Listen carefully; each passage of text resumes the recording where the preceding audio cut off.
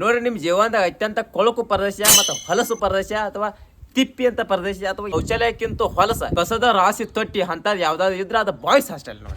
ಎಲ್ಲ ಕಡೆ ಕಸವನ್ನು ಡಸ್ಟ್ಬಿನ್ ಗೆ ಹಾಕಿ ಅಂತ ಬರ್ದಿರ್ತಾರ, ಆದ್ರೆ ಇಲ್ಲಿ ಸ್ವಚ್ಛತೆಯನ್ನು ಡಸ್ಟ್ಬಿನ್ ಗೆ ಹಾಕಿ ಡಸ್ಟ್ಬಿನ್ ಇರೋ ಕಸವನ್ನು ರೂಮ್ ತುಂಬಾ ಹಾಕಿ ಪಾಲನೆ ಮಾಡ್ತಿರ್ತಾರ ನಮ್ಮ ಹುಡುಗರು. ಈ ಹುಡುಗರು ಅಷ್ಟೇ ಹಿಂಗೋ, ಇನ್ನು ಹುಡುಗಿಯರು ಈಗ ಹಾಸ್ಟೆಲ್ ಹೆಂಗಿರುತ್ತೆ, ನಾ ಹುಡುಗಿಯರ ಹಾಸ್ಟೆಲ್ ಹೆಂಗಿರುತ್ತೆ ಅಂತ ನಾನು ನೋಡಿ, ಮತ್ತೆ ಹುಡುಗರು ಹಾಸ್ಟೆಲ್ ನೋಡಕ್ ಹೋಗೋಂಗಿಲ್ಲ, ಅಲ್ಲಿ ನೋಡೋಂಗಿಲ್ಲ, ಅಲ್ಲಿ ಇರುವಂಗಿಲ್ಲ. ಇದ್ದಾವ ಸತ್ತಾವ ಇದ್ದ ಒಂದು ಅತ್ಯಂತ ಹೊಲಸ ಪ್ರದೇಶ ನೋಡ್ಬೇಕಂತ ಆಸೆ ಇದ್ರ ನೀವು ಬಾಯ್ಸ್ ಹಾಸ್ಟೆಲ್ ಭೇಟಿ ಕೊಡ್ಬೇಕ್ರಿ.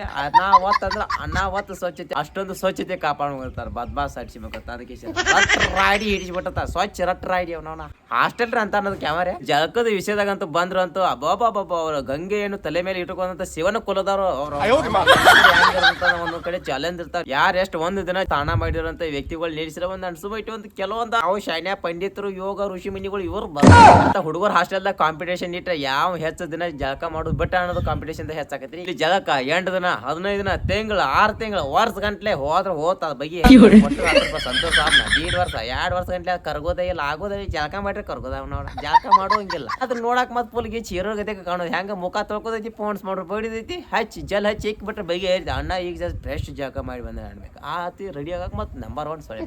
ಒಂದ್ ಏನಾದ್ರು ಅಕಸ್ಮಾತ್ ಅತ್ಯಂತ ಕೊಳಕು ವ್ಯಕ್ತಿ ಮತ್ತೆ ಕಡಿಮೆ ಸ್ಥಾನ ಮಾಡಿರುವಂತ ವ್ಯಕ್ತಿ ಅಂತ ಸ್ಪರ್ಧೆ ಏನಾದ್ರು ನಡೆಸಿರ ಅಥವಾ ಫಸ್ಟ್ ಬರಾರ ಬಾಯ್ಸ್ ಹಾಸ್ಟೆಲ್ ಹುಡುಗರು ಬರ್ತಾರೆ. ನೆಕ್ಕಿ ಪಕ್ಕ ಹಾಸ್ಟೆಲ್ದಾಗ ಇರ್ತಾನೆ ಇವ್ರ ನೆಕ್ಕಿ ನಂಬರ್ 1 ಕಪ್ ಗೆಲ್ಲೋತ್ರ ಡೌಟ ಇಲ್ರಿ, ಚಿಂತೆ ಅಂತ ಇಲ್ಲ ಅಂತ ಮತ್ತ ಕಪ್ ದಿನ ಜಳಕ ಮಾಡೋರು ಹಸುನಿರುವಂತ ವ್ಯಕ್ತಿಗಳು ಅಂತ ಸ್ಪರ್ಧೆ ನಡೆಸಿದ್ರೆ ನಮ್ಮ ಹುಡುಗರು ಒಬ್ರು ಬರೋದಿಲ್ಲ. ಹಾಸ್ಟೆಲ್ ಆಗಿರುವಂತ ಹುಡುಗರ ಸಾತ ನಿಂತು ಹೊಯ್ಕೊಂಡ್ ಬರೋದಿಲ್ಲ. ಅದಕ್ಕೆ ಇವ್ರು ಕಾಂಪಿಟೇಷನ್ ಕೊಡುದಿಲ್ಲ, ಯಾಕಂದ್ರೆ ಇವ್ರು ಎಷ್ಟು ಸ್ವಚ್ಛ ಅಂತ ಇವ್ರು ಮೊದಲ ಗೊತ್ತಾಗ. ಕಳ್ಳತನ ತುಡುಗು ವಿಷಯದಾಗ ಅಂತ ಬಂದ್ರೆ ಅಯ್ಯೋ ದೇವ್ರೆ ಅದನ್ನ ಮಾತ್ರ ನೀವು ಕೇಳಾಕ ಹೋಗ್ಬೇಕು. ಯಾಕಂದ್ರೆ ನೀವು ಎಲ್ಲಾದ್ರು ಕೇಳಿತೀರಿ, ಬ್ಯಾಂಕ್ ಲೂಟಿ ಆಗಿದ್ದು ನೋಡಿರ್ಬೋದು, ಪೊಲೀಸ್ ಠಾಣದಾಗ ತುಡು ಮಾಡಿದಂತ ವ್ಯಕ್ತಿಗಳು ಕೇಳಿದ್ರಿ, ಕಿರಾಣಿ ಅಂಗಡಿಗಳು ತುಡೋಗ್ಯಾವ, ಔಷಧ ಅಂಗಡಿಗಳು ತುಡೋಗ್ಯಾವ, ಸಾಲದ ಚಪ್ಪಲ್ ಅಂಗಡಿನೂ ತುಡೋಗ್ಯಾವ, ಮತ್ತೆ ಇನ್ನೂ ನೀವು ಕೇಳಿರ್ಬೋದು MSL ಗಳು ತುಡೋಗ್ಯಾವ, ಎಷ್ಟೋ ತುಡುಗಾಗ್ಯಾವ. ಆದ್ರ ಅಂಡರ್ ವೇರ್ ತುಡುಗಾಗಿದ್ ನೋಡಿದ್ರಿ ಪಕ್ಕ ನೋಡಿರಾಗಿಲ್ಲ. ನೀವು ನೋಡ್ಬೇಕಂದ್ರೆ ಬಾಯ್ಸ್ ಹಾಸ್ಟೆಲ್ಗೆ ವಿಸಿಟ್ ಕೊಡ್ಬೇಕ್ರಿ. ಅಂಡರ್ ವೇರ್ ತುರು ಮಾಡ್ತಾರೆ ಸೊಳ್ಬೇಕು, ಅಂಡರ್ ವೇರ್ ಅದು ಈಸಾ ಕಂಪ್ನಿಯ ಎಲ್ಲೆಲ್ಲಿ 108 ತೂತ್ ಬದ ಅಂತ ಅಂಡರ್ ವೇರ್ ತುರು ಮಾಡ್ತಾರ.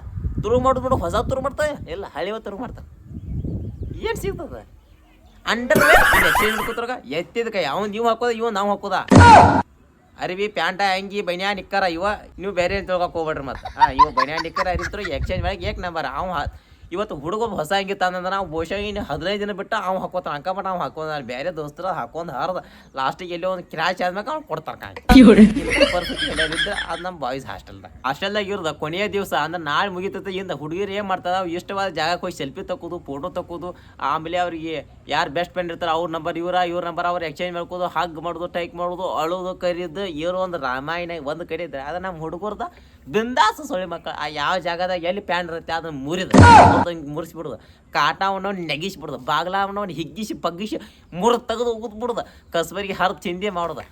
ಇದ್ರ ಕಪಾಟ್ ಗಿಪಾಟ್ ಬಾಗಲೆಲ್ಲ ಮೂರು ಸತ್ಯಾನಾಶ ಆಗಿ ಬೂಟ್ ಹರಿದು ಚಾವೆ ತಂದು ಚಾವೆ ಮುರಿದು ಪೈಪ್ ಹೊಡಿದು ಒಟ್ಟ ಇದು ಮಾಡಿಲ್ಲ ಅನ್ನೋಂಗಿಲ್ರಿ. ಗಾಡಿನೂ ಹೊಡ್ಯಾರ ಕರೆ ಏನ್ ಬಗ್ಗೆ ಬಿಟ್ಟಾರ ಅವನ. ನಮ್ಮ ಹುಡುಗರು ಯಾಕೆ ಹಿಂಗೆ ಮಾಡ್ತಾರಂದ್ರ ಹೊಳ್ಳಿ ನಾವು ಸತ್ರು ಇಲ್ಲಿ ಬರಂಗಿಲ್ಲ ಅಂತ ಅವ್ರಿಗೆ ಗೊತ್ತಿರತ್ರಿ. ನಾವಿಲ್ಲ ಜಾಗ ಇನ್ನೊಬ್ರಿಗೆ ಯಾಕ ಅಂತ ಅವ್ರು ಚೇಂಜ್ ಅದಕ್ಕೆ ಏನು ಪ್ಲೇಸ್ ಇರುತ್ತೆ ಸಟ್ ಪುಟ್ ಡ್ರಲ್ ಅನಿಸ್ಬಿಡ್ತಾರ ಅವ್ನ.